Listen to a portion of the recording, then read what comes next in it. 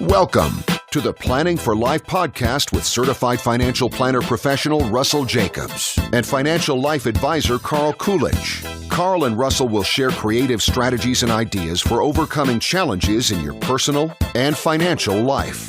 Inevitably, life happens, and we will empower you to reach your destination. Thanks for joining us. Now, on to the show.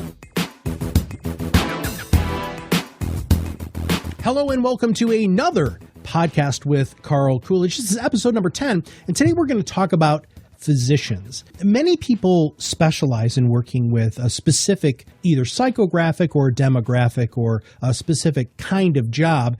And everybody at Jacobs, Coolidge & Company has had a lot of experience in working with medical field professionals. So whether that's, administrators, physicians, surgeons, nurses, things like that, they have a lot of experience with that. And I thought it'd be fun today to talk to Carl about what are some of the struggles physicians face with their high earning potential, with life insurance, with disability insurance, and also just some words of wisdom so that other physicians can listen to this podcast and realize that there are people who are out there who are in your corner who can truly help you as a specialist. So, Carl, welcome to the podcast.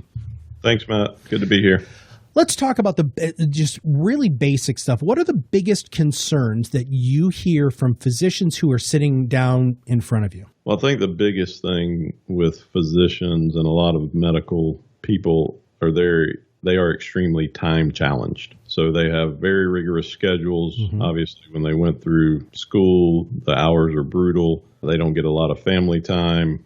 And until they're very well established, it's just a very tough schedule. So I think what we're able to do in a way to help them is to sort through a lot of the things that they hear and see, because they need things in a very precise and quick format so they can understand them, because they don't have a lot of time to do all of the due diligence or research it would take to figure out these things. So I think to me, that's the main issue that they deal with, is just time challenge and finding someone they can trust that can help them sort through these things. How do you get that scheduled, though, Carl? I've talked to other financial services professionals in my time, and they had always found it very, very difficult to get the ear of the doctor or the medical professional.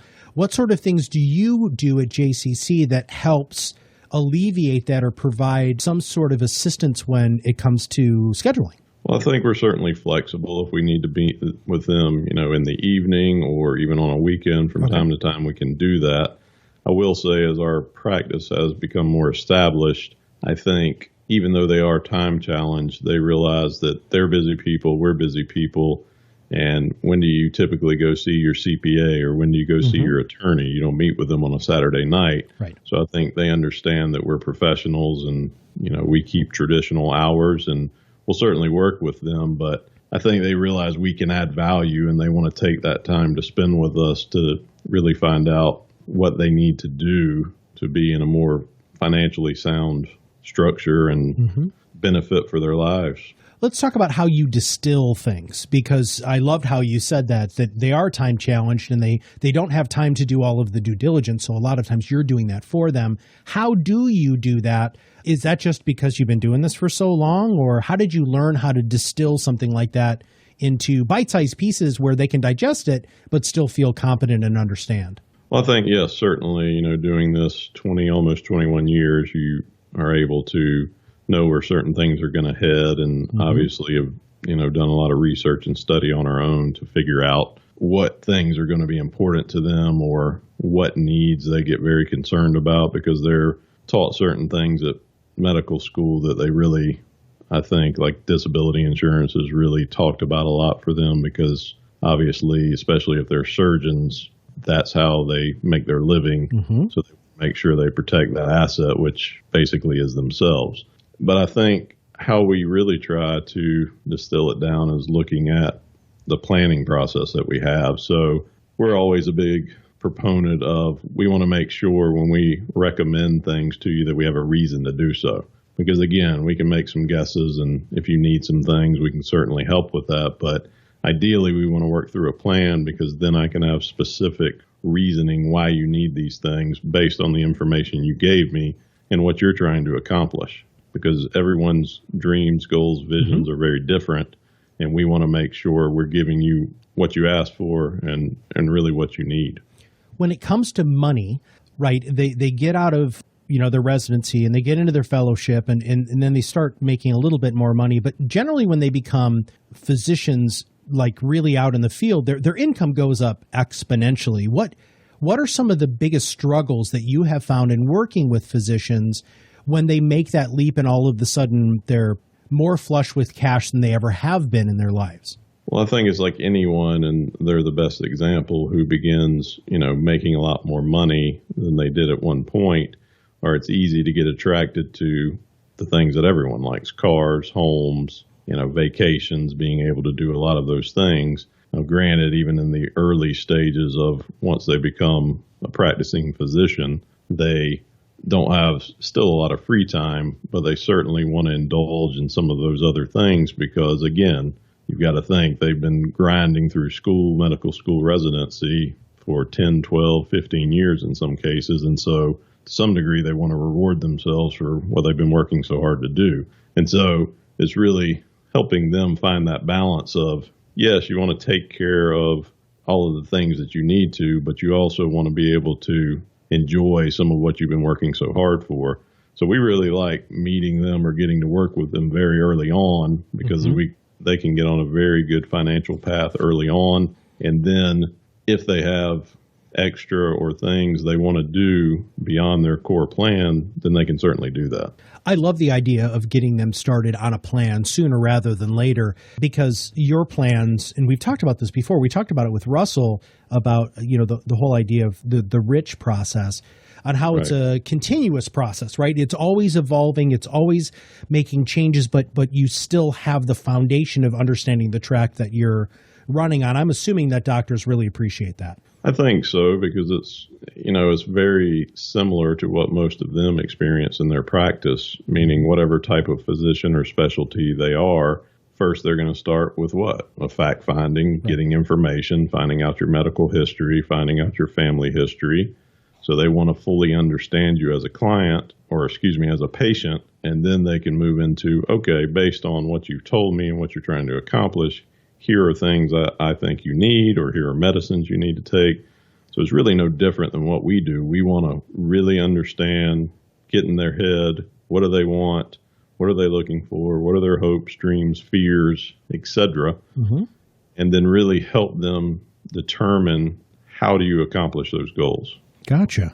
This is a very loaded question, and I hope you feel comfortable answering it, but would you mind sharing a story of an advisor who didn't get to you early enough and who made I'll just ask the question, what are some of the mistakes that you've seen physicians make when it comes to not planning well for their retirement or taking risk above and beyond what you would generally recommend? Well, I think, there's certainly a lot of examples that we've encountered, whether it's from investing in a business that they really had no knowledge of, that maybe a friend or family member thought might be a good idea, and certainly have seen huge losses from that. Or a lot of times they want to try to find the next big thing and are willing to put money into that. And again, not picking on physicians, but a lot of people, once they experience, making more money, want to lean that way because they want to find what's going to, take them to the next level financially. But I think it's, the normal things you see when they start to get that money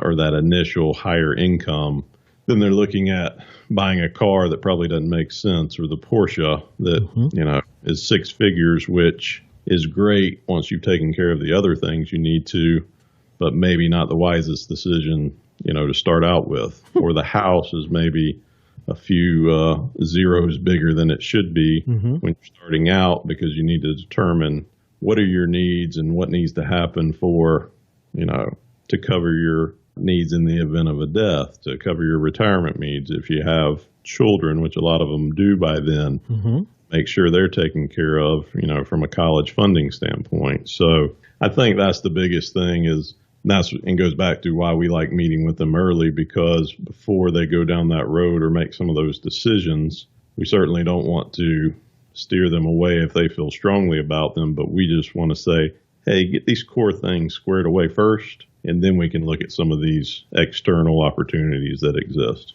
Let's talk about insurances. In your experience, are physicians more open to, the life insurance, long-term care, disability insurance conversation than other professions?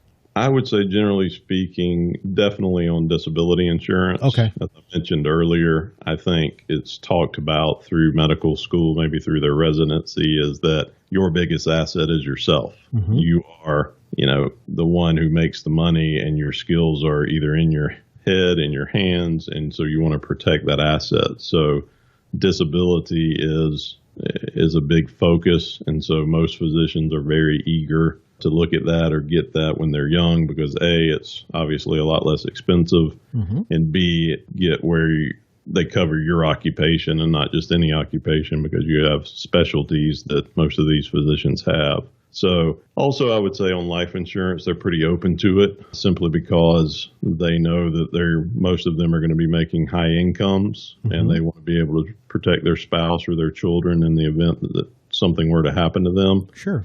Again, if they have done well and they have some larger liabilities, they want to make sure those are covered too. So I would say disabilities, one, is what I see they're very eager and open to looking at, and then life insurance, secondly. Okay. Well, it also would seem to me that from a long-term estate planning standpoint, and also leaving a legacy, that physicians definitely seem to lean a little bit more toward that level of protection. Is that a fair statement? I would say so. Obviously, again, they're very driven people. They're very mm-hmm. time challenged. I mean, you've got to be very focused to make it through that rigor of, undergrad, med school, residency, even beyond that, if you do a specialty, which a lot of the physicians we work with do. Mm-hmm. So I would absolutely say that's true. Wow. Anything else that, so if you had a physician listening to this podcast right now, or somebody who was in their residency or along those lines, what would be your biggest kind of piece of advice or a call to action to have them, kind of proverbially, shake themselves, the cobwebs loose and realize that they need to do this sooner rather than later? Well, I would say, find a financial advisor, preferably us, obviously, mm-hmm. that helps you, that is a true planner, right? That can really help you lay out the path that you want to be on for the next 20, 30, 40 years. Because if you set up the plan and you get on track and you really go and spend time on that process, then you're going to be doing the right things, whether, again, that's survivor needs in case something happens to you or your spouse, if that's college needs, if that's retirement needs, if it's funding something you want in the future, a second home or whatever. Again, it can be a multitude of things. If you can get on track and cover those needs and cover those wants, then when you have extra money or left over, you have a lot more flexibility to feel comfortable buying that car you want, or buying that second home you want, or taking that additional vacation, because the core things that you need to be dealing with are on track and in line. And again, you've got to look at that plan on an ongoing basis, because, as we say, life happens and things mm-hmm. change. So you want to make sure that you're monitoring it over time. But again, I think if you can get those core items, the things you need to do, squared away, then you feel like you have a lot more freedom or flexibility to do the other things. Well, it sounds to me like it's just one less thing for them to worry about. I mean, keep them in their lane, let them focus on what they should focus on, which is, to be the best physician, surgeon, or whatever that they want to be, and making sure that you have a trusted person in your corner that is going to be able to communicate with you in the way that you're used to being communicated with. Not everybody, just so our listeners know, who says that they work with physicians. A lot of financial services professionals think that working with a doc is the greatest thing in the world because, they're such high earners and they're generally good savers. But that's only one component of it. The desire to work with a physician is one thing. The experience of working with a physician and being able to understand their lifestyle, which is one of the things that I personally think separates, Jacobs, Coolidge and Company from a lot of other financial services professionals. So with that, Carl, any closing thoughts that you'd like to say before we wrap up today's podcast? No, again, we do have a specialty working with physicians. We enjoy that. I think we build very good relationships and rapport with all of our physician clients, and we really want to help them succeed financially and accomplish all their goals. So obviously, we'd love to talk to anyone who is looking to really build a plan and a long-term game plan to accomplish what they're looking for. So if you are a physician, make sure that you reach out to Jacobs, Coolidge and Company. Carl, would you mind sharing your phone number again? It is area code 912-265-2876. Fantastic. Well, Carl, thank you very much for your thought leadership today. We appreciate it. Thank you, Matt. I appreciate it. If you are a physician or if you know somebody who works in the medical field who would like to work with a specialist, please make sure that you call that number that Carl just said a minute ago, and also check out their website. And we'll make sure that those are both in our show notes. It's really important to have somebody in your corner who understands the path that you're on and has experience in working with somebody who's just like you.